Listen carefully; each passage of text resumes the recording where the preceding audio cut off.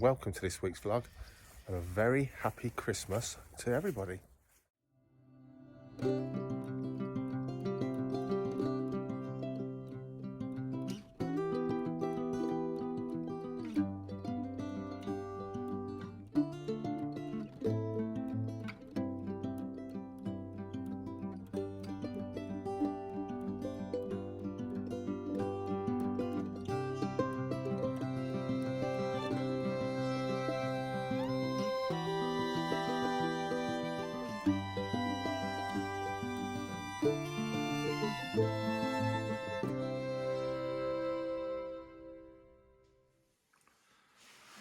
Lovely bottle of wine from Karen and Neil's wedding. Fans of Rapture Exotics Falconry and fast friends, and have been down to visit us. Falconers in their own right, and what a fantastic bottle of wine selection they had of their Harris Hawks on their wedding day. So it didn't all get drunk at the Christmas party, guys. So of course, you know, it can't go to waste. So I'm enjoying a tipple right now. Thanks, you guys. Hopefully we'll catch up in the new year. Those that don't know, this is Spot, the spotted owl. And those of you that met Clive on the vlog last week, this lady, Ursul, is the Ursul I was talking about. So I was telling Clive, you know, how it's hard to get people nowadays that just want to get on and get their head down, use their initiative and get on. It is quite hard, isn't it? We say younger people, don't we, Ursul? Yeah. There's not as many younger people that want to work, is there? Golden oldies are the best. We are, you know, different generation. We just get on with it. So Ursul does a fantastic job here of looking after the enclosures and the place, and of course, she also flies some of our birds. And she's off now to take Spot out for a fly.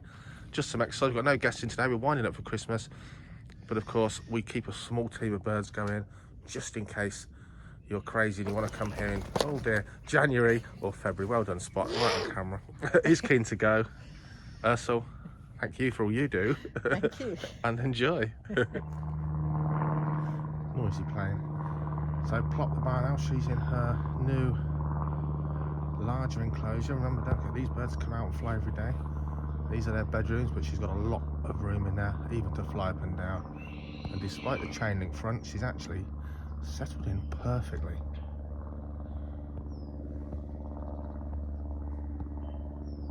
Not that you can see.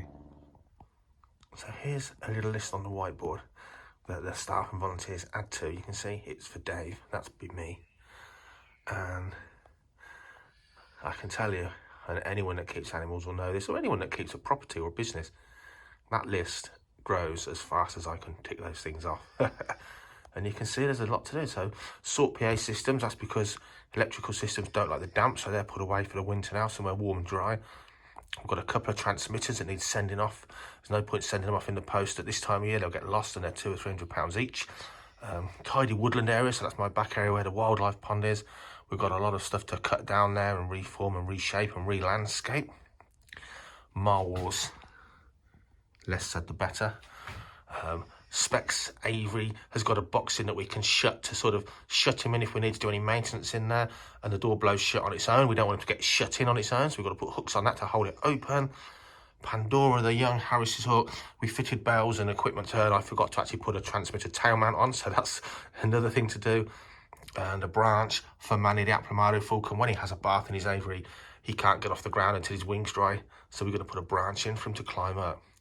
And they're just the little things to do. Lots of big stuff planned for this winter. It never ends. Okay, mole 1, Dave 0. I set 2 traps yesterday. One's not been gone anywhere near, and the other one, Mr. Moley sensed it and backfilled it with soil. So it's war.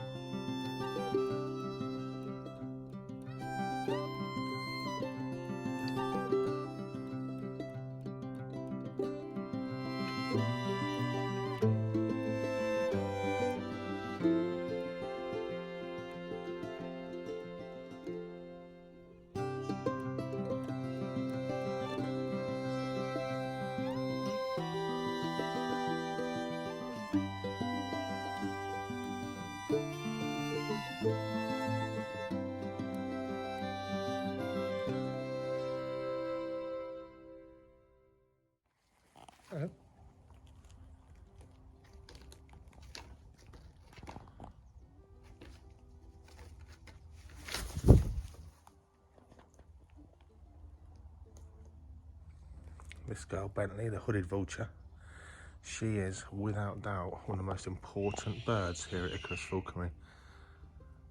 She's got a big story to tell, and her kind certainly need her as an ambassador, because her kind in the wild are now critically endangered, like many species of the old world vultures. So, see what you can do to help vulture conservation.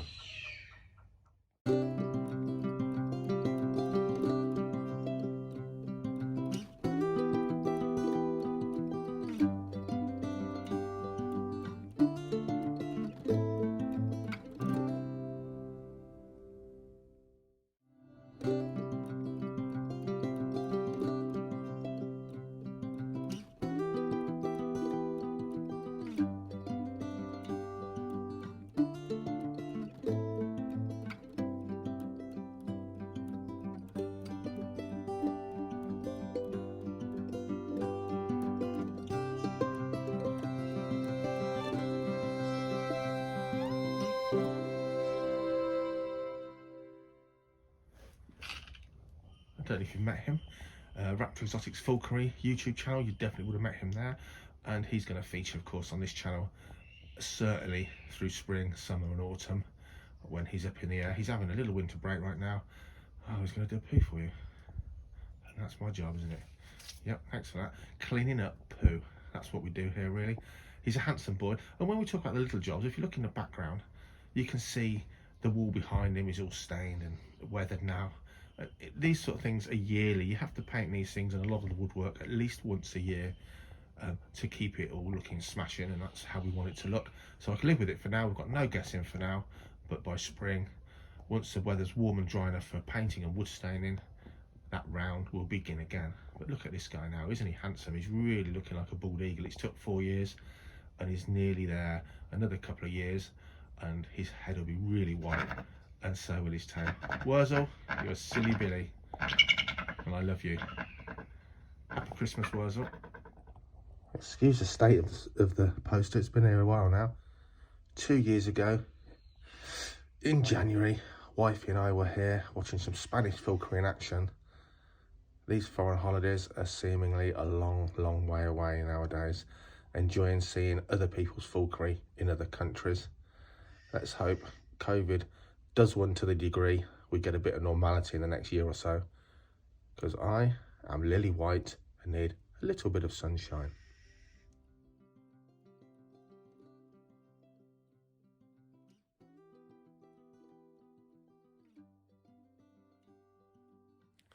So yesterday I had my third COVID jab, my booster jab. A lot of people I know said, oh, that third one, you feel a bit rough the next day, feel a bit viral. Felt right yesterday, to be honest. Felt right in the evening. Went to bed, had some very, very weird and wonderful dreams. Woke up in the night with a raging thirst and aching knees. And today I feel like poo. So those people were telling the truth, I think. Certainly had a reaction to it compared to the other 2 jabs, which didn't really do anything. But certainly very important to have them. Very glad I've had them. Certainly feel a little bit safer because the people that are hospitalised right now in the UK are mostly people that haven't had any jabs. Funny enough, I was speaking to a lad the other day, and him and his dad have not had any jabs for COVID because they still firmly believe that we're being injected with transmitters by the government so they can track everything about us. Oh my goodness gracious me. Firstly, what thinks you're interesting enough that you need to have a transmitter in you so the government can track and find everything about you? Secondly, if you've got a smartphone in your pocket, they're doing that anyway. There's every bit of information about you, you're sharing it most of the time. Who cares? Us little people, we're not important. Not in any sort of way like that. And thirdly, as someone that uses transmitters on our birds every day, probably some of the smaller transmitters we use, they're probably the size of 4 or 5 pence pieces stacked one on top of the other, combined with a 9-inch antennae and a battery life of a few days. So how you're going to get a transmitter into your body will go through an average size needle, so let's say the size of a grain of sand, with an everlasting battery life, and enough technology up there to get to satellites or whatever and report back all about you is quite frankly ludicrous. You've been watching too much of The Matrix or sci-fi films. If transmitter technology was that good, us falconers would certainly be using it by now, and our birds would be carrying things around that are tiny. So when you microchip your dog, that has enough input or output to scan it at incredibly close range and give you a barcode or a number, basically, a serial number for your dog. That isn't beaming all around the world telling people what's in it, and it's the size of a grain of rice, not a grain of sand. So it is quite comical, really. Yeah, someone that's always had asthma and eczema as a kid, I've sort of, definitely probably been kept alive by the NHS at some points in my life, and I certainly don't want to get sick when we've got birds to look after. So whatever you do is up to you. Personally, I don't mind feeling a bit rough today, having had the 3rd jab. It's too important for us not to be off sick with these animals. It's a specialist job. We've got to be here, as I always bang on about. So where are we? Well, as I'm recording this bit of the vlog, it's a couple of days before Christmas. We're just sort of winding down. I'm having a war with a mole.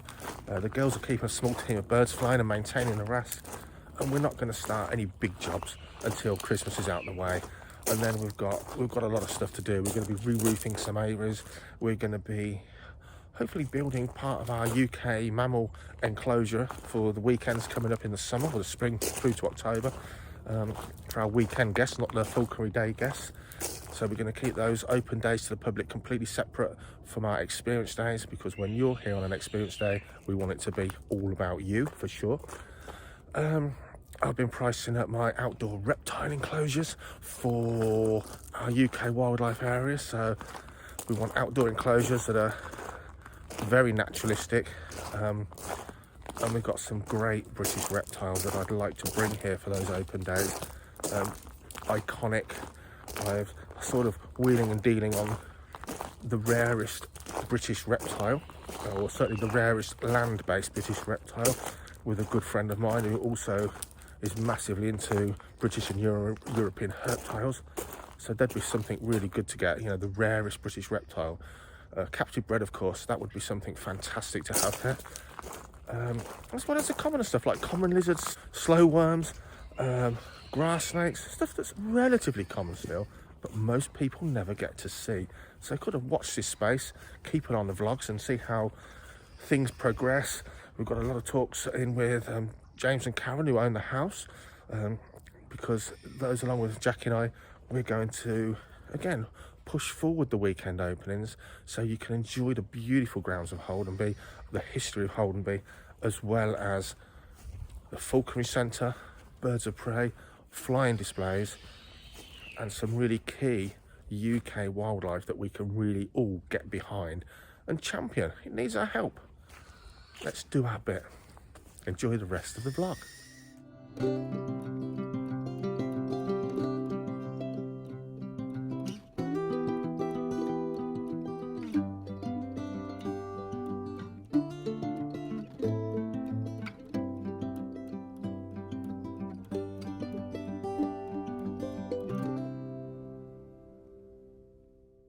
Okay, day 2 of war. Icarus, or rather Dave versus Mole. Have a look. So yesterday, he just filled it all in. Backfield. I haven't set that trap again actually. I've just left the other one set. If it's not in there today, I'm gonna leave it till after Christmas. Or what I've done actually is I've dug off all the mole hills, and when he pops a couple more up, I can see where he's working. I'll set one, but let's just see. You never know.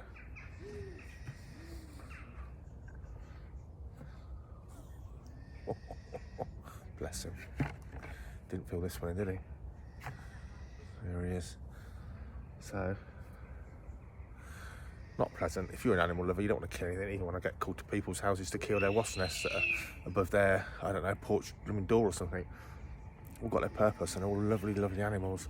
Unfortunately, there's no way to, there's no reliable way to catch a mole alive when it's deep underground. You can, if you sit around and you've only got real shallow runs, fair play, but it's not really a feasible or possible thing. So look away now if you don't like seeing dead animals or you don't eat them or anything. Otherwise, if you've never seen a mole, It will actually be quite interesting. So I'll free him out of the trap. It's an instant kill trap, bless him.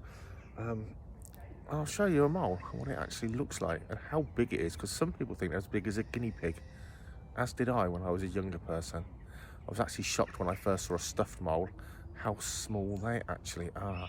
So for those of you that have never seen a mole, watch this space for 2 more minutes.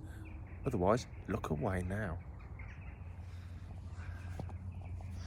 So have a look at this wonderful and amazingly engineered animal. So look, this is how big a mole is. This is a big old mole. Look at that. Makes all that mess and all those giant molehills. A little guy, probably 5 or 6 inches long. But have a look at him here if you haven't seen a mole. Eyes are so tiny, almost invisible. Almost pretty much a blind animal. I'm sure it can see daylight and that's about it if it comes out.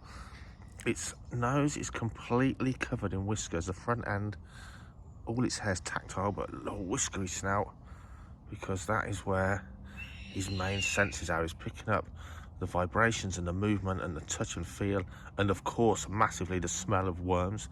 His life consists mostly of worms, and something else people don't realise is the reason the mole tunnels, and in our case makes so much mess, is simply because, let's see if this will focus, is simply because, come on phone, is simply because he opens up tunnels underground, galleries, and worms going about their business drop down and fall into the tunnels, and the mole runs his tunnels regularly through the day and night and picks up and eats any worms that have fallen in.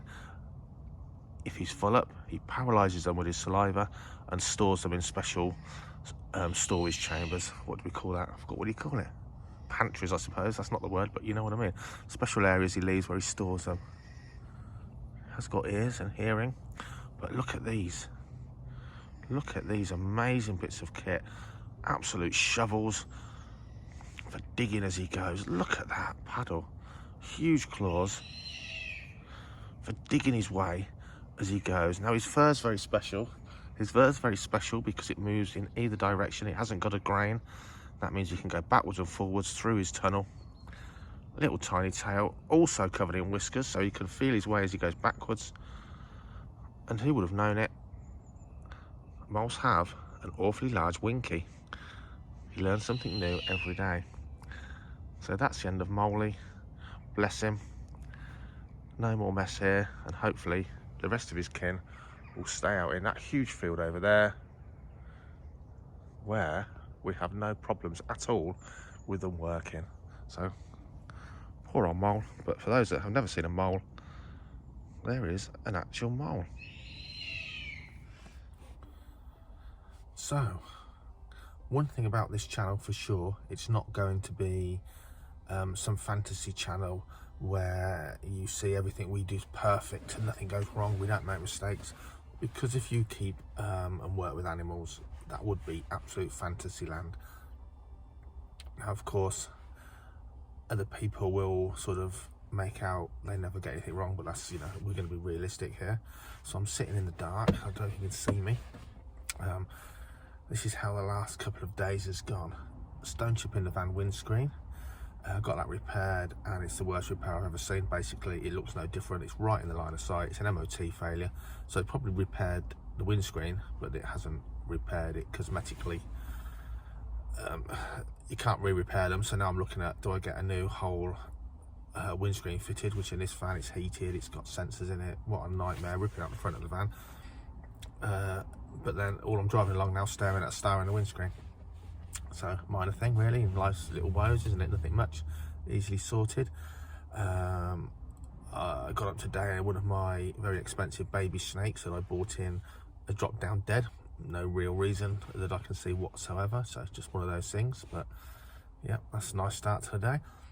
And yesterday we put Manny and Maya, the Aplomado falcons, in an aviary together for the winter, which we do every winter. They have a winter rest for about 3 months, and we turn them loose, if you like, and let them chill out. They don't bother each other. They live together side by side, and every single winter they've gone together and chilled out in an aviary together. Not to breed, obviously, middle of winter, it's just for them to have a rest. That was probably about a week ago. I dropped some food in a couple of days ago through the food chute, and for about 1 second they had a squabble. They both rushed to get the food, and that didn't think anything of it. Literally a 2-second where Mayo probably got hold of Manny's wing or something. And then yesterday, he's got a drop wing hanging down. He can't even fly. So has he bumped his wing in the aviary? Not been in there for a few months. Sometimes they fly around and they bump their wings on things, like a bruise on your elbow, and it gets better on its own after a couple of days. Bit of swelling. More likely, Maya's, one of her talons has gone into his wing. Can't see any damage, can't feel any damage. There's no heat, which would suggest infection. But today, not only is it still the same, obviously been brought in a warm, he's been put in a box, a dark box, and just got out to feed so he can completely relax. And warmth's always important to any animal that's sickly or, you know, had trauma of any kind. He's alright, he's eating, his wings still drop, but it's a little bit like closing one of his eyes, a little bit of a sign there that he's a bit poorly. So the vet's is an hour and a half away. Obviously you can't get here until the vets are open, so I've booked in and it's now 6 o'clock. I'm sitting in the dark talking to you guys. We're going to go and see what the vet has to say. Obviously it's not any old vet. I could go and find the vet 10 minutes down the road, but there's a specialist avian vet. He doesn't specialise in birds of prey, but he does specialise in birds, and we'll see what he says and I'll report back. So for sure, it's what you need, isn't it? You know, 2 days before Christmas, all of these things come at once, don't they? And of course, there's people in this world with problems a million times worse. But I just thought I'd sort of fill you in that certainly won't be a negative channel, as I've already said, but it does, like, you do think blighters. And I don't know why, but when it's a run up to Christmas or a holiday, these things always seem to come together at once, just to make it that bit harder to wind down and relax for a couple of days. I'll report back in a minute. Just had a lovely young lad come round and pick up one of their baby Pueblo milk snakes, a Christmas present to himself. And I thought I'd just take the opportunity to show you the beautiful indigo snake, and he settled in really well. It's such a shame that under this lighting, I mean, you can see a bit of iridescence, but these sort of black snakes in the right light, certainly sunlight or proper, you know, light with the right sort of wavelengths, you can really see these are really indigo snakes. What a oh, it just went, oh, look at that, look at that. Absolutely stunning. It's my birthday in a few days, and some of you will remember this is my 50th birthday present to myself. A lifelong dream to actually have an indigo snake as part of my snaky collection. And he's not playing ball. On that note, enjoy the rest of the vlog.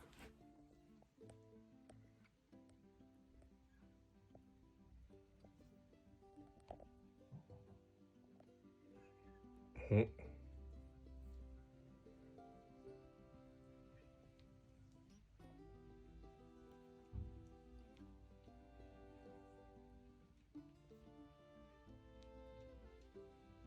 didn't report back straight away because, to be honest, it was really touch and go.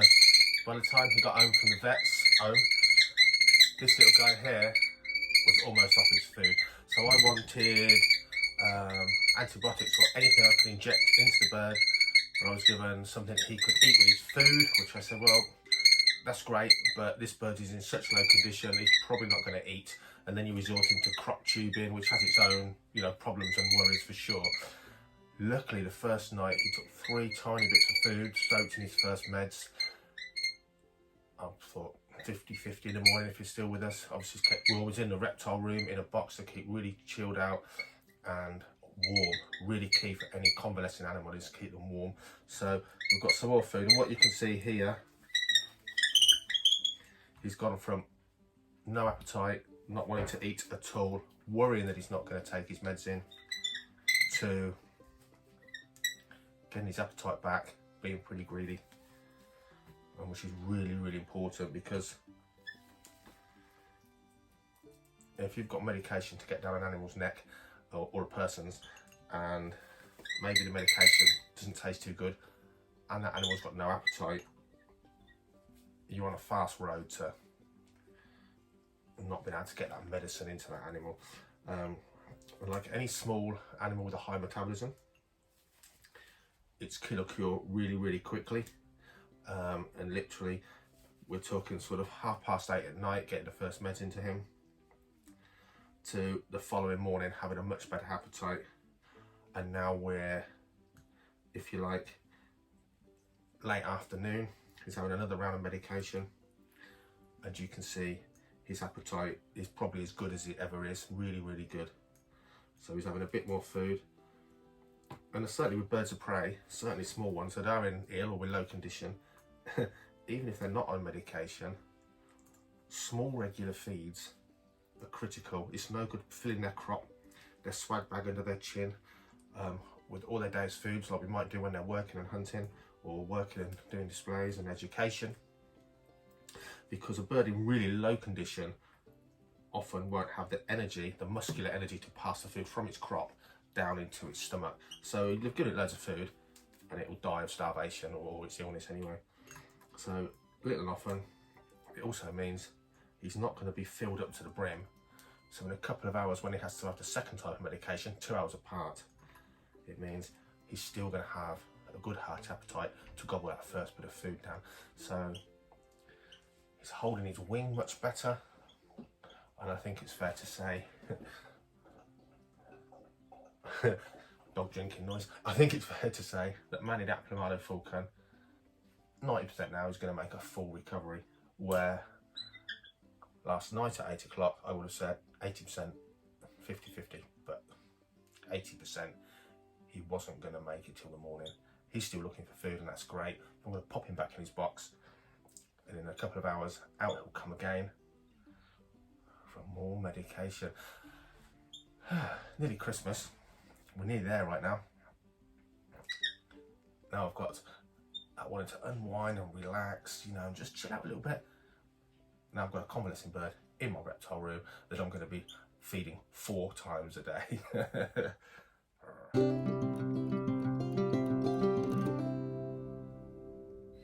Christmas Eve, we're up at the Falconry Centre, just sorting things out, giving the birds a nice bit of food. They're all plumped up for a few days now. It's grim and grey and foggy, and it's been nice. Steve the gamekeeper's popped up to see us. He and his wife have been a fantastic help to us over the last couple of years, and put the world to rights. And I've had a lovely phone call today from Pete. If you're into your Harris Hawks and you're on YouTube, obviously you are, you're watching this, search for Freebird of Reason. That's his channel, and that's his vlog, really about his time and his journey with his Harris Hawk, which is a fantastic bird.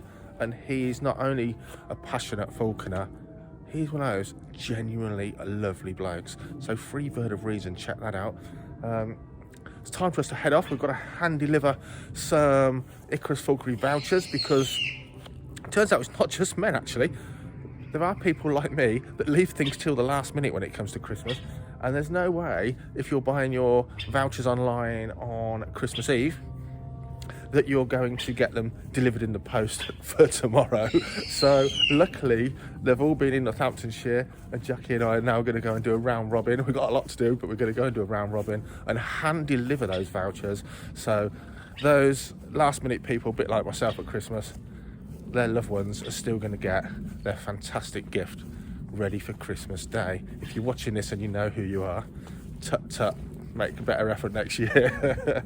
So we're off. A couple more phone calls to make, as I've probably said this already, to people that I haven't spoken to for ages that I really should have done. And Christmas gives me that a few days of downtime to make an effort. So yeah, that's it, off we go. Stuff to do. Have a lovely Christmas. Have a listen to that.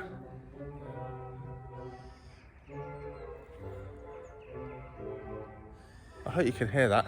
So the Lowthers practicing now. I think they're a very musical family, and of course there's more than just those guys there, and they put on carols for Christmas for the local community. They really do their bit here, and what a lovely sort of festive community thing they're doing. So how lovely. Oh, it's stopped now, but lovely music we've been serenaded with all morning as we've fed the birds here. It's Christmas Eve, and really, it's for me and Jackie to say to you guys, Jackie's avoiding the camera. Come on, Jackie.